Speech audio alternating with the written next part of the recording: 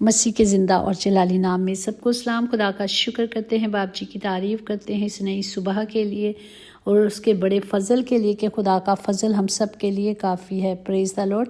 اور جس طرح کل ہم نے دیکھا کہ خداوند نے جو جوڑے بنائے ہیں وہ ان جیسے ہی بنائے، سیم ایک جیسے جوڑے بنائے۔ کبھی کبھی دیکھ کے کہتے ہیں نا خدا نے ایک دوسرے کے لیے بنایا، ایسا ہی ہوتا ہے۔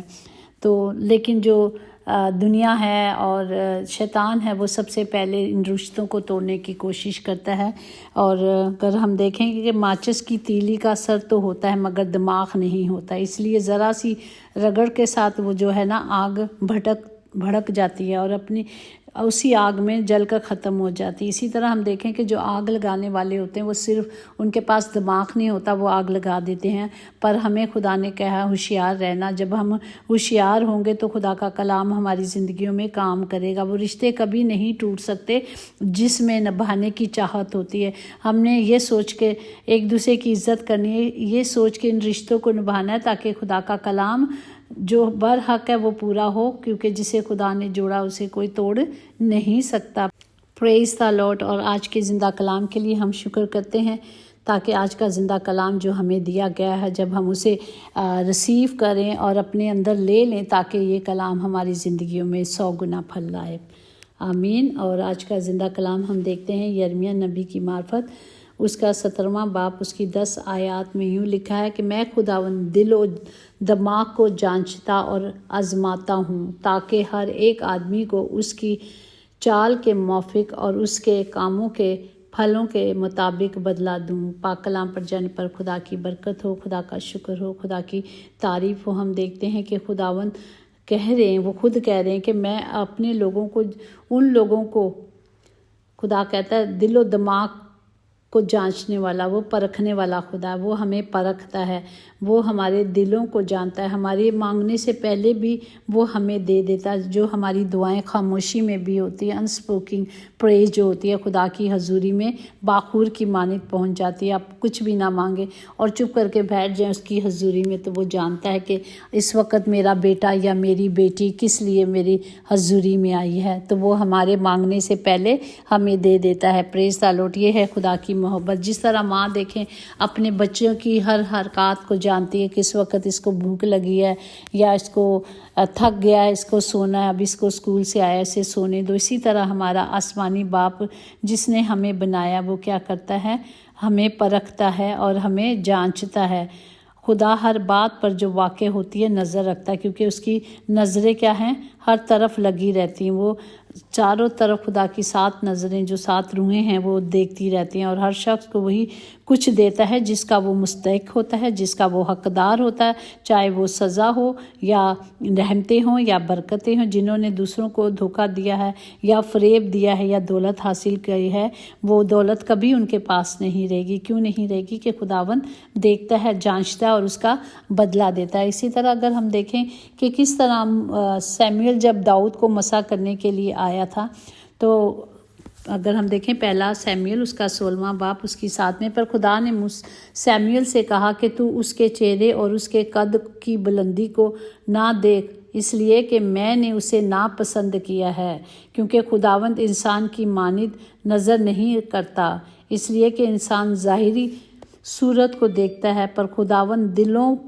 پر نظر رکھتا ہے۔ خدا دل پر نظر رکھتا ہے۔ خدا دل و گردوں کو جاننے والا زندہ خدا ہے۔ اسی لیے خدا نے جب وہ اسے کہا کہ تو ایسا نہ کر، کیونکہ ہم اسی طرح اگر ہم زبور 139 اس کی 23 میں دیکھیں، اے خداوند تو مجھے جانچ اور میرے دل کو پہچان، مجھے آزما اور میرے خیالات کو جان لے۔ خداوند جانتا ہے، سب کچھ جانتا ہے۔ جس طرح ہمیں اپنے گندے کپڑوں پر شرم آتی ہے تو ہمیں اپنی گندی سوچ پر بھی شرم آنی چاہیے، اور دلوں کو ہمیں پاک صاف کرنا ہے۔ ہم دوسروں پر اگر 1 انگلی یوں کرتے ہیں تو 3 میری طرف آتی ہیں، اگر 2 ہماری طرف اپنے طرف جاتی ہیں پر 3 ہماری طرف آتی ہے۔ اس لیے پہلے ہم نے خود کو اپنے آپ کو جانچنا ہے، ہمیں اپنے آپ کو پرکھنا ہے کہ میں کہاں ہوں، نہ کہ ہم نے دوسروں پر نکتہ چینی کرنی ہے۔ جس طرح ہم دیکھتے ہیں کہ یعقوب پر جب مشکل وقت آیا، وہ جب خداوند کے لوگوں پر کوئی مشکل وقت آتا ہے، ہم کلام میں دیکھتے ہیں کہ خداوند اس نے پرمیشن دی تھی شیطان کو کہ تو اسے آزما لے یا جو بھی کرنا کر لے، میں اس کے ساتھ رہوں گا۔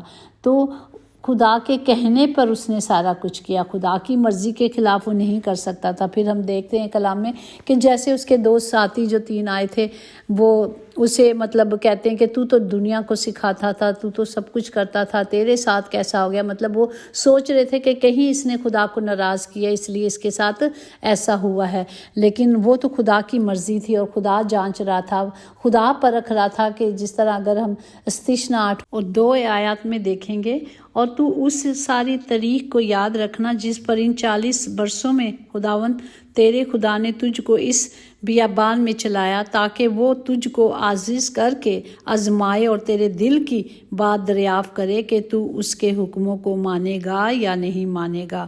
تو یہ میرا اور آپ کا خدا ہے جو ہمیں پرکھتا بھی ہے۔ اسی طرح اگر ہم رومیوں 8 باب 27-28 میں دیکھیں، اور دلوں کا پرکھنے والا جانتا ہے کہ روح کی کیا نیت ہے، کیونکہ وہ خدا کی مرضی کے موافق مقدسین کی شناخت کرتا ہے، اور ہم کو معلوم ہے کہ سب چیزیں مل کر خدا سے محبت رکھنے والوں کے لیے بھلائی پیدا کرتی ہیں، یعنی ان کے لیے جو خدا کے ارادوں کے موافق بلائے گئے ہیں، جو خدا کی مرضی پہ بلائے گئے ہیں۔ اسی طرح اگر ہم رومیوں 8:30 میں دیکھیں، اور جن کو اس نے پہلے سے مقرر کیا ان کو بلایا بھی، اور جن کو بلایا ان کو راست باز بھی ٹھہرایا، اور جن کو راست باز ٹھہرایا ان کو جلال بھی بخشا۔ پریز دی لارڈ۔ خداوند اپنے کاموں میں قادر ہے، وہ آسمان ہے اور ہم زمین پر ہیں، وہ آسمان ہے اور ہم زمین ہیں۔ پریز دی لارڈ۔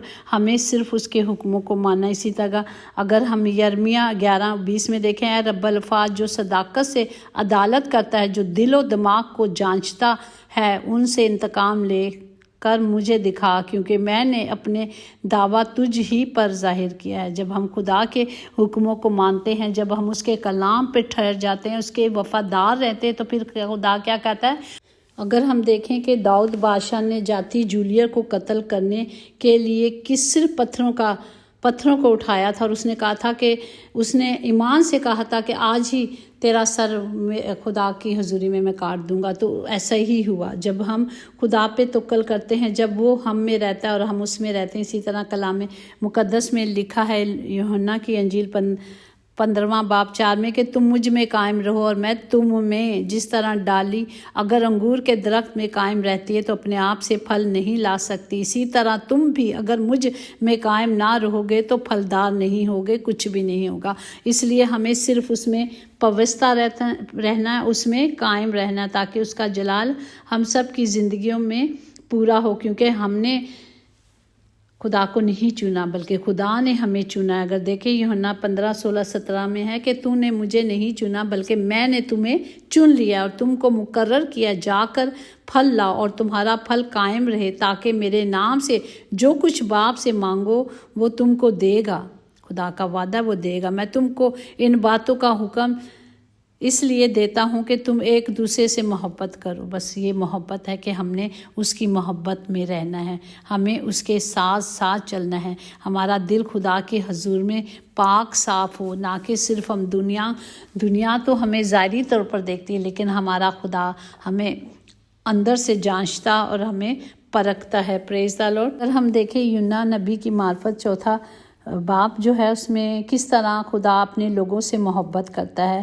اس کی 9:11 میں کہ خدا نے یونا سے فرمایا، کیا تو اس بیل کے سبب سے ایسا ناراض ہے؟ اس نے کہا، میں یہاں تک ناراض ہوں کہ مرنا چاہتا ہوں۔ تب خدا نے فرمایا کہ تجھے اس بیل کا اتنا خیال ہے جس کے لیے تو نے نہ تو کچھ محنت کی اور نہ اسے اگایا، جو ایک ہی رات میں اگی اور ایک ہی رات میں سوکھ گئی، اور کیا مجھے لازم نہ تھا کہ میں اتنے بڑے شہر نینوا کا خیال کروں، جس میں 1,20,000 سے زیادہ ایسے ہیں جو اپنے دائیں اور بائیں ہاتھ میں فرق نہیں محسوس کرتے اور بے شمار مویشی ہیں۔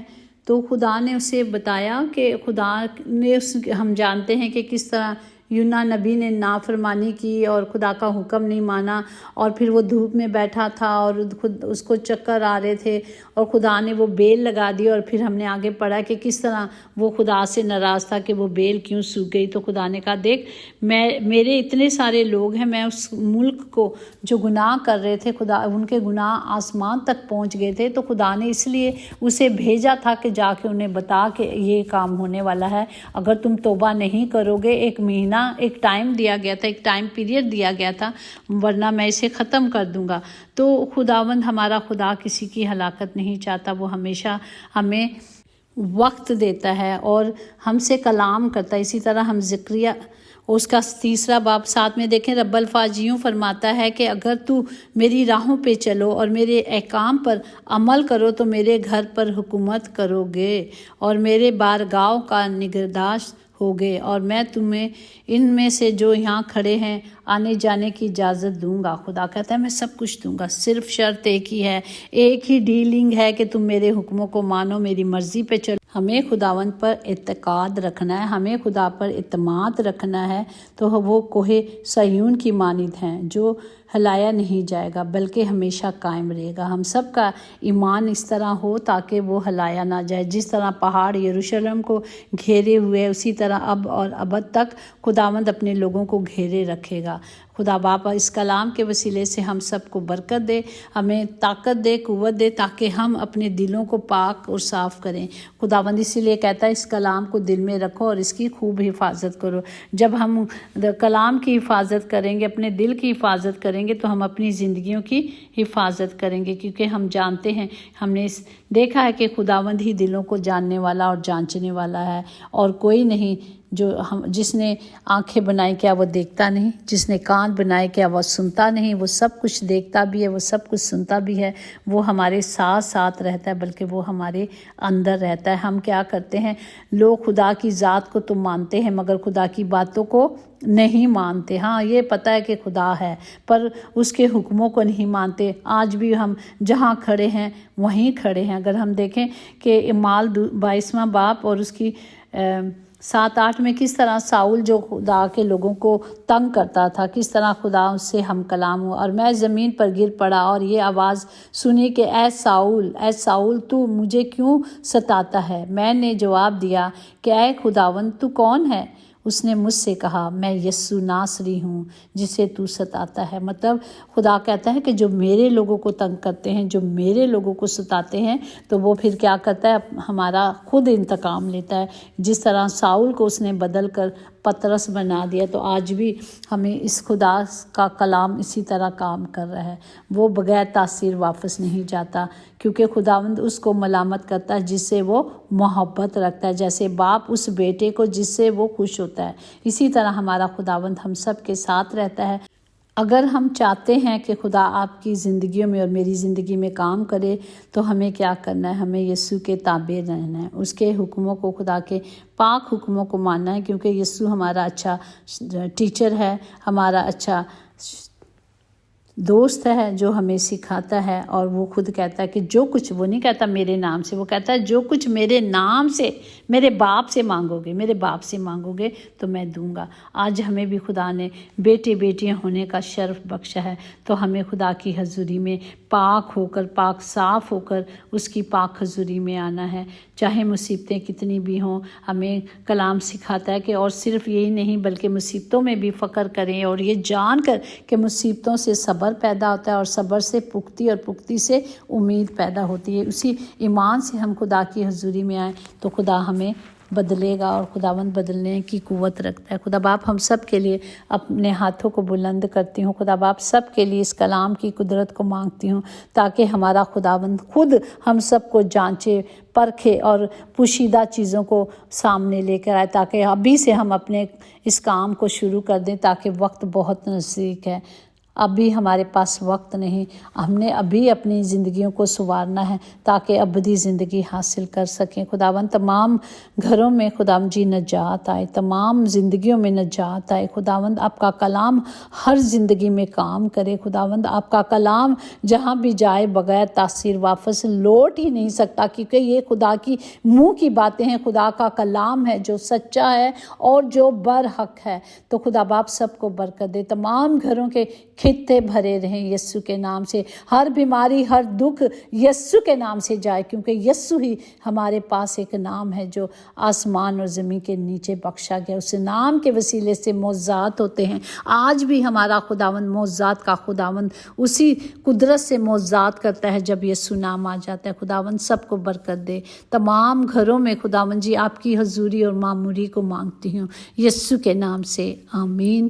یقیناً بھلائی اور رحمت عمر بھر ہم سب کے ساتھ ساتھ رہے گی اور ہم ہمیشہ اپنے خدا کے گھر میں سکونت کریں گے، آمین۔ God bless you all.